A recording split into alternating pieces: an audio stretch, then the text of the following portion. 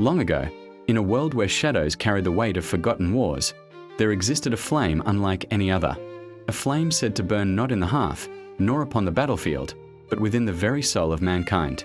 The clans called it the Ember of Eternity, a power of creation and destruction, a fire that could heal the dying, or erase even the memory of life itself.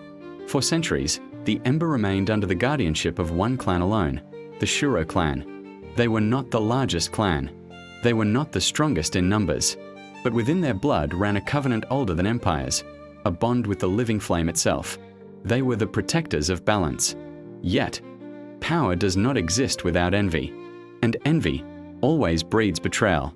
The other clans, jealous of the Shuro, fearful of their flame, united against them. What followed was not simply a war. It was a purge, a night of slaughter where the sky itself was painted red, and the world swore the name Shuro would never be spoken again. And so, the flame was silenced. Or so it was believed. But history is not truth. History is only the mask of the victors. Generations passed. The Ember was forgotten. But deep in the mountains, within the hidden village of Akaru, a boy was born. His name, Kaien. He did not know of the Shuro. He did not know of the Ember. But in his eyes burned a glow, faint, ember red, as if the fire of legend had chosen to awaken once more.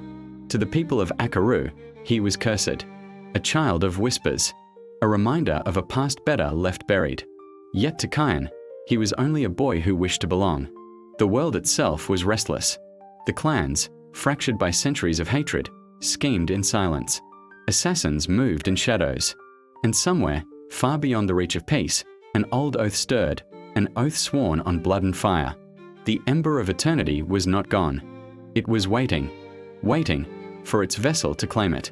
This is the story of Kaien, the cursed child, the last flame, the story of a boy who would stand between annihilation and rebirth, the story of fire and shadow. But destiny does not grant rest to those it has chosen. For Kaien's birth was not hidden from the eyes of the world. Whispers moved faster than blades, and the clans that once bled to bury the Shuro began to stir once more. In the halls of Akaru, elders spoke with voices heavy from age and fear. They looked upon Kaien as one looks upon a spark in a dry forest, small, fragile, yet capable of igniting a firestorm that could consume them all. And so, the boy's childhood was stolen. Where other children laughed, he endured silence. Where others trained, he was watched. Every misstep, every flicker of power that escaped his control, was met not with guidance, but with suspicion. Yet in the heart of the boy, anger was not the only flame. For within him also grew longing. A longing for bonds, for friendship, for something that would anchor him to the world that refused to embrace him. In time, fate answered. Kaien was placed within a squad of his peers, the young chosen to train under the eyes of their masters. With him stood Riku, a spirit untamed, whose laughter could silence fear itself. Reckless, impatient, yet unyielding in loyalty. Beside them stood Aya, silent as falling snow, but sharp as the edge of a hidden blade. Her eyes saw what others missed. Her silence carried truths that words could not. Together they formed a trio, not of choice, but of necessity. And yet, from necessity, seeds of trust are often sown. Their guide was Master Hoshing, a man carved from war itself. His body bore the scars of battles long forgotten by history, and in his voice lay the weight of generations. He looked upon Kaien not with kindness, but not with hatred either. He looked upon him as one looks upon a storm, knowing it cannot be stopped, only directed. Hoshing's words were harsh. His training was cruel.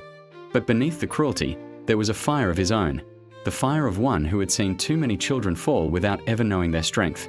And so Kaien's path began. Through bruises and failures, through the ache of endless training, the boy's spirit was tempered. But where others drew upon common energy, the flow of spirit and breath, Kaien's flame twisted. Unstable, unpredictable. It burned brighter, fiercer, yet at times it consumed him, lashing out in surges of power he could neither command nor understand. The village feared this. But Master Hoshing saw something else. Not the curse of the Shuro, but the possibility that the flame could rise anew, not as a weapon of destruction, but as a shield against the darkness gathering at the edges of the world. For darkness was indeed gathering. Far beyond the borders of Akaru, in valleys where the sun dared not shine, an order moved in silence. the blades of the Hollow Moon, a brotherhood of assassins, sworn to extinguish all remnants of the Ember. They had waited centuries, believing the flame destroyed. But now, their spies whispered of a boy whose eyes burned red. To them, Kaien was not a child. He was unfinished business. And so the blades were drawn. But fate is never so simple. For not only enemies moved upon Kaien's path, there were others who watched from the shadows, neither foe nor friend, but seekers of the same flame. The House of Ashen Veins, a clan thought broken, yet still alive. Exiled wanderers, carrying fragments of the truth that the world had buried. They whispered of prophecy, of the Ember not as curse, but as salvation. To them, Kaien was not danger. He was hope. And hope is a fire no hand can smother. Thus, the boy who longed only to belong now stood upon a crossroads unseen. One path, to reject the flame and remain a shadow of himself. The other, to embrace it, and become the fire the world both feared and needed. Yet destiny is cruel, and it does not grant choice so freely. For already, the wheels of war were turning. Already, the masks of assassins drew near.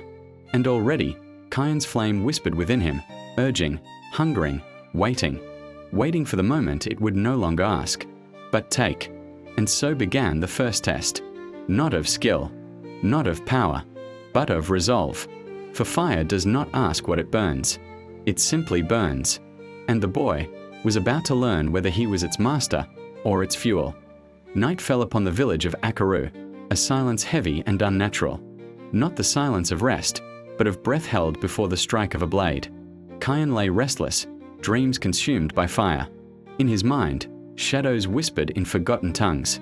Flames danced like serpents, devouring all that they touched, until even the faces of those he cared for were swallowed whole. He awoke with a start, breath ragged, hands trembling, the faint glow of embers fading from his fingertips. Yet beyond his chamber, the shadows were not dreams. They were real, and they moved with deadly purpose. The blades of the Hollow Moon had come. Clad in darkness, their masks carved with crescent scars, they slipped into Akaru with the silence of death itself. To them, the mission was not war, but eradication. The boy must die before the flame within him awakened fully. But destiny is rarely obedient to plans. Their strike came swift and merciless. The watchtowers of Akaru burned before the guards could raise the alarm. Screams tore through the streets. Blades flashed beneath the moonlight. And at the center of it all, the assassins moved toward their quarry. Toward Kaien. Master Hoshing was the first to sense it. The veteran's instincts, carved by countless battles, ignited like steel upon stone. He rallied the young, his voice cutting through panic like a war drum. Protect the village. Protect each other. But even as he spoke, he knew. This was no simple raid. This was a hunt. And the prey was already chosen. Kaien, Riku, and Aya found themselves cornered at the edge of the training grounds. The assassins descended, masks gleaming, blades drawn. Kaien's blood froze. His breath caught in his throat. He was no stranger to training, to bruises and failure. But this was no training. This was death. And death did not wait for courage. Rika stood beside him, reckless grin unshaken. Aya's eyes narrowed, her silence harder than steel. But the assassins moved like shadows, unstoppable, unrelenting. The first blade fell. Kaien raised his hands, instinct screaming, fear igniting something deeper. And then, flame erupted. Not ordinary flame, but crimson fire, twisting, writhing, alive. It leapt from his body in a wave, throwing the assassin backward, mask shattering as the man's scream cut through the night. The ground beneath them scorched black, the air itself trembling as though the world recoiled. In that moment, time itself seemed to fracture. Kaien stared at his hands, the fire crawling along his skin like veins of light. His heart thundered, not with pride, but with terror. This was the power the world feared. The flame of the Shuro. The Ember of Eternity. And it had awakened. But fire does not choose what it burns. The same flame that repelled his enemy lashed outward, uncontrolled. The walls around him cracked. The air turned searing. Even Riku stumbled back, eyes wide in shock, as heat licked dangerously close. Aya's voice, calm, steady, though quiet, cut through the chaos. Control it, Kaien, or it will consume us all. But Kaien could not. Not yet. The assassins did not falter. If anything, The sight of the flame drove them harder. For in their creed, the ember was not only a danger, it was an abomination. They descended once more, faster, fiercer, determined to carve the boy from existence before his power could take root. And so began Kaien's first true battle. Rika's recklessness turned into ferocity. He fought with everything he had, blades flashing, laughter twisted with desperation. Aya moved with grace, her strikes precise, every motion calculated to cover the weakness of her companions. But still, they were children facing killers born of shadows. And Kaien was neither ready nor willing. Yet fire is not patience. Fire is demand. It surged within him, pulling at his veins, whispering to his fear. Burn them. Burn everything. Survive. The assassin struck. Kaien's body moved, not by choice, but by instinct drowned in flame. A roar erupted, fire spiraling from his hands, not as a wave this time, but as a storm. The ground split. The sky itself seemed to bleed crimson. The assassins were engulfed, their bodies swallowed in fire, their screams echoing like the cries of the forgotten. When the blaze subsided, only ashes remained. Silence. Kaien fell to his knees, chest heaving, vision blurred. His hands still glowed faintly, the embers pulsing as though alive. He wanted to vomit. He wanted to scream. Rika stared at him, breathless, torn between awe and fear. Aya's gaze lingered longer, calm but heavy. She did not flinch, yet her silence carried more than words could ever say. Master Hoshing arrived too late to stop the slaughter, but not too late to witness its truth. His eyes, hardened by decades of war, widened as he beheld the fire.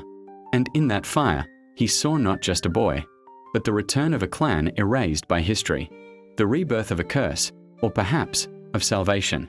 The village burned that night. The blades of the hollow moon were driven back, but not defeated. And though Kaien lived, his survival was not victory. It was revelation.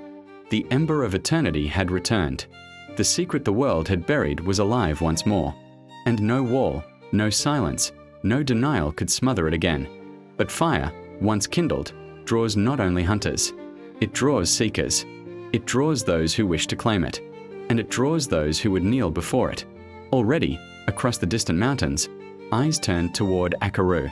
Some with fear, some with hope, and some with hunger. And Kaien, the boy who had only wished to belong, found himself standing not as a child of the village, but as the vessel of a fire older than kings.